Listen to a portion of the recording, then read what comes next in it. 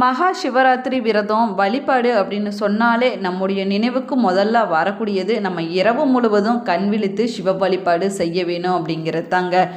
இந்த வழிபாட்டு முறைகளில் வைகுண்ட ஏகாதேசி மற்றும் மகா சிவராத்திரி போன்ற 2 நாட்கள் மட்டும்தான் இரவு முழுவதும் நம்ம கண் விழித்து இறை வழிபாட்டில் ஈடுபட வேணும் அப்படின்னும் சொல்லப்பட்டிருக்குது. மற்ற விரதங்கள் அனைத்துக்குமே உபவாசமாக இருந்து நம்ம வழிபட்டாலே போதுங்க. இந்த குறிப்பிட்ட 2 நாட்களில் மட்டும் இரவு முழுவதும் கண் விழித்து வழிபாட்டு செய்ய சொல்வதற்கு முக்கியமான காரணம் என்ன என்பதை பற்றி தான் இந்த பதிவில் நம்ம விரிவாக பார்க்க போகிறோம். வீடியோவை ஸ்கிப் பண்ணாமல் முழுசாக பாருங்கள். நம்ம சேனலை இப்போ தான் ஃபர்ஸ்ட் டைம் பார்த்துட்டு இருக்கிறீங்க அப்படின்னா நம்ம சேனலை சப்ஸ்கிரைப் பண்ணலன்னா சப்ஸ்கிரைப் பண்ணிக்கோங்க.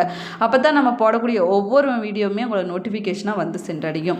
கூடவே இருக்கிற பெல் ஐக்கானையும் ப்ரெஸ் பண்ணிக்கோங்க. வீட்டில் எப்பயுமே சண்டையும் சச்சரவுமா இருக்குதா? திருமண வர நிச்சயம் கைகூற மாதிரி வந்து தள்ளி கொண்டே போய்கொண்டு இருக்குதா? தீராத கடன் பிரச்சனையால் கஷ்டப்பட்டு கொண்டு இருக்கிறீங்களா?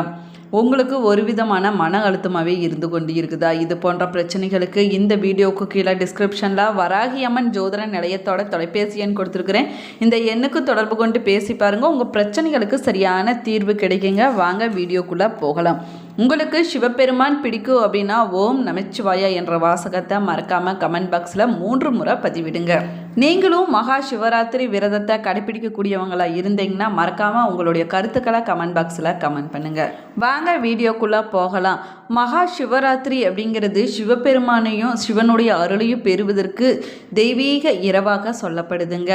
அனைத்து கடவுள்களும் தேவர்களும் சிவனை வழிபட்டு வேண்டிய வரங்கள் பெற்ற இரவு என்பதனால இந்த நாளில் நாமும் கண் விழித்து வழிபட்டோம் அப்படின்னா நம்ம வேண்டக்கூடிய வரங்கள் அனைத்தையுமே சிவபெருமான் நிறைவேற்றி வைப்பார் அப்படின்னும் சொல்லப்படுதுங்க.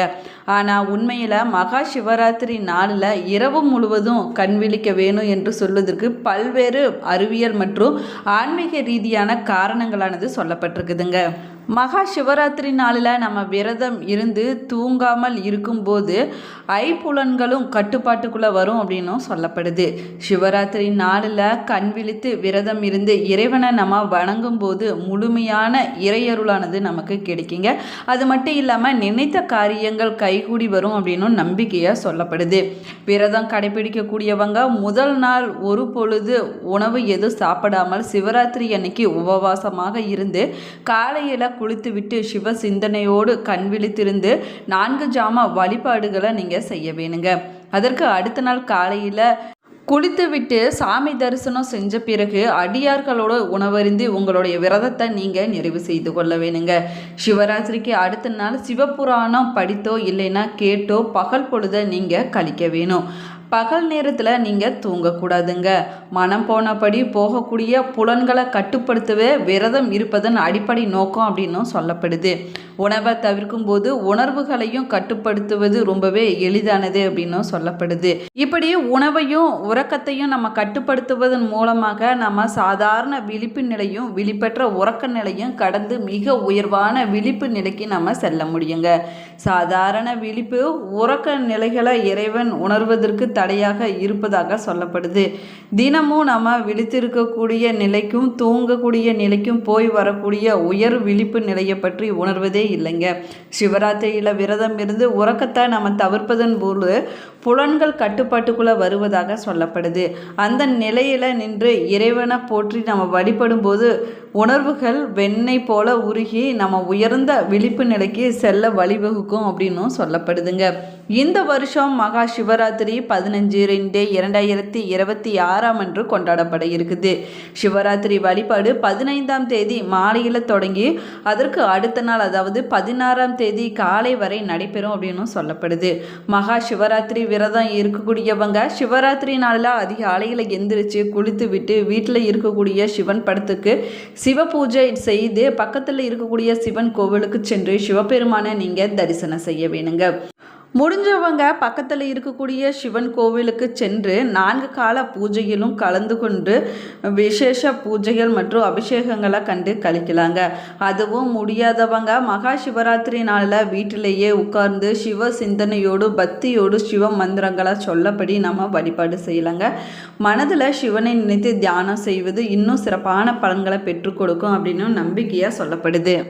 மாதந்தோறும் வரக்கூடிய வளர்பிறை சதுர்தசி திதிய மாத சிவராத்திரி என்று வழிபட்டாலும் வருஷத்துக்கு ஒரு முறை மாசி மாதத்தில் வரக்கூடிய சதுர்தசியை மகா சிவராத்திரி நாளாக நம்ம கொண்டாடிட்டு வரோம்.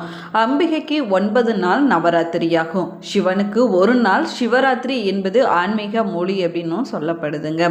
அன்றைய நாளில் மாலை நேரம் தொடங்கி அதற்கு அடுத்த நாள் காலை வரைக்குமே அனைத்து சிவன் கோவில்களிலுமே சிவபெருமானுக்கு 4 கால பூஜைகளானது நடைபெறுவது வழக்கமாகும். உலக உயிர்களை காப்பாற்றுவதற்காக ஈசன் ஆழகால விஷத்தை குடித்து நீலகண்டனாக காட்சி அளித்த நாளே மகா சிவராத்திரி நாள் அப்படின்னும் சொல்லப்படுது.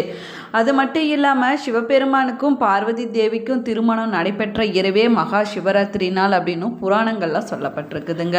புராணங்கள்ல மகா சிவராத்திரிக்கு பல கதைகள் சொல்லப்பட்டிருக்குதுங்க. சிவபெருமான் அக்னி சொரூபமாக காட்சி அளித்த நாள் அப்படின்னும் சொல்லப்படுது. சிவபெருமான் தன்னுடைய ஆனந்த தாண்டவத்தை நிகழ்த்தி காட்டிய திருநாள் இந்த மகா சிவராத்திரி நாள் அப்படின்னு கொண்டாடப்படுது அப்படின்னு பலவிதமான காரணங்களானது புராணங்களில் சொல்லப்பட்டிருக்குதுங்க. மகா சிவராத்திரி இரவை 4 காலமாக பிரித்து சிவ பூஜைகள் வழிபாடுகள் நடத்தப்படுவது வழக்கமாகும். மகா சிவராத்திரியின் முதல் காலம் என்பது பிரம்மதேவர் சிவபெருமானுக்கு பூஜை செய்து வழிபட்ட நேரம் அப்படின்னு சொல்லப்படுது. 2வது காலம் என்பது மகாவிஷ்ணு சிவபெருமான வழிபட்ட நேரமாகுங்க. 3வது காலம் அப்படிங்கிறது அர்த்தஜாம பூஜை என்பது பார்வதி தேவி சிவபெருமான வழிபட்ட பல வரங்கள் பெற்ற காலம் அப்படின்னும் சொல்லப்படுது.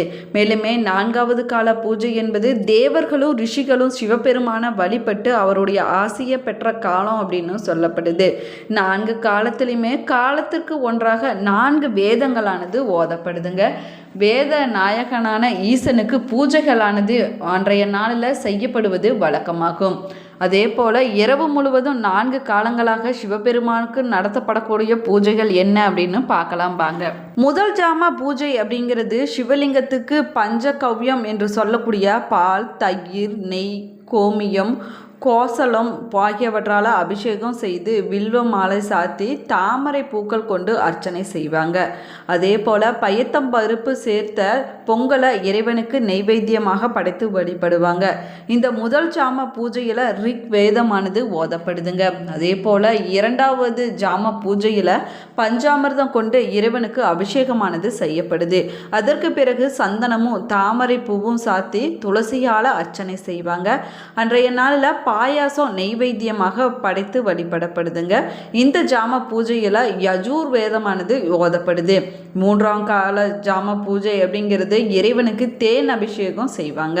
அரைத்த கற்பூரத்தோடு சாதி முல்லை பூவை சேர்த்து வழிபடுவாங்க. வருஷத்தில் ஒரே ஒரு முறை மட்டும் இந்த 3ஆம் ஜாம பூஜையில் மட்டும் சிவபெருமானுக்கு தாளம்பூவானது வைத்து பூஜை செய்யப்படுதுங்க. அதாவது உலகத்தில் இருக்கக்கூடிய அனைத்து உயிர்களுக்கு எந்தவித பேதமும் இல்லாமல் அருளை வழங்க வேணும் அப்படின்னு பார்வதி தேவி சிவபெருமான வேண்டிய காலம் அப்படின்னு இந்த 3ஆம் ஜாமம் காலம் சொல்லப்படுவதனால எந்த இறை வழிபாட்டுக்கும் பயன்படுத்தப்படாத தாளம்பூவானது இந்த ஒரு பூஜையின் போது மட்டும் பயன்படுத்தப்படுதுங்க. மேலுமே 3 இலைகள் கொண்ட வில்வத்தால அர்ச்சனை செய்து அன்னம் நெய்வேத்தியமாக வைத்து வழிபடப்படுது. இந்த 3ஆம் ஜாம பூஜையின் போது சாம வேதமானது ஓதப்படுதுங்க. 4ஆம் ஜாம பூஜையின் போது சிவபெருமானுக்கு கரும்பு சாறு அபிஷேகமானது செய்யப்படுது. அரைத்த குங்கும பூவோடு நந்தியா வேட்டை பூவும் சாத்தி வழிபடப்படுதுங்க. நீலோர் பல பூவால் அர்ச்சனையானது செய்யப்படுது. அப்போது இறைவனுக்கு அன்னமானது நெய்வேத்தியமாக படைத்து வழிபடப்படுது. இந்த 4ஆம் ஜாம பூஜையின் போது அதர்வன வேதமானது ஓதப்படுதுங்க. மேலுமே பார்வதி தேவி சிவனை வேண்டி பூஜை செய்த நாள் மகா சிவராத்திரி நாள் அப்படின்னும் அழைக்கப்படுது. இந்த பூஜையினால் மகிழ்ச்சி அடைந்த சிவபெருமான் மகாநசி காலத்தில் அருளியதை நம்முடைய அகமங்களும் புராணங்களும் சொல்லியிருக்குதுங்க. உலகத்திற்கு ஆதாரமான சிவபெருமான் உலக உயிர்களை படைப்பதிலுமே படைத்த உயிர்களை காப்பாற்றுவதும் காத்த உயிர்களை தன்னோட ஐக்கியப்படுத்தி கொள்வதும் இந்த நாளில் தான் நடக்கும் அப்படின்னும் புராணங்களில் சொல்லப்பட்டிருக்குதுங்க. மாசி மாதத்தில் இந்த சம்பவம் நடந்ததுனால மாசி மாதத்தில் வரக்கூடிய சிவராத்திரி மகா சிவராத்திரி அப்படின்னும் அழைக்கப்படுது. மற்ற மாதத்தில் சிவராத்திரி விரதத்தை கடைபிடிக்க முடியாதவங்க மாசி மாதத்தில் வரக்கூடிய மகா சிவராத்திரி நாளில் விரதம் இருந்து சிவ வழிபாடு செய்வதனால ஒரு வருஷத்தில் அனைத்து சிவராத்திரிகளிலுமே விரதம் இருந்த பலனானதே கிடைக்கும் அப்படின்னும் சொல்லப்படுதுங்க.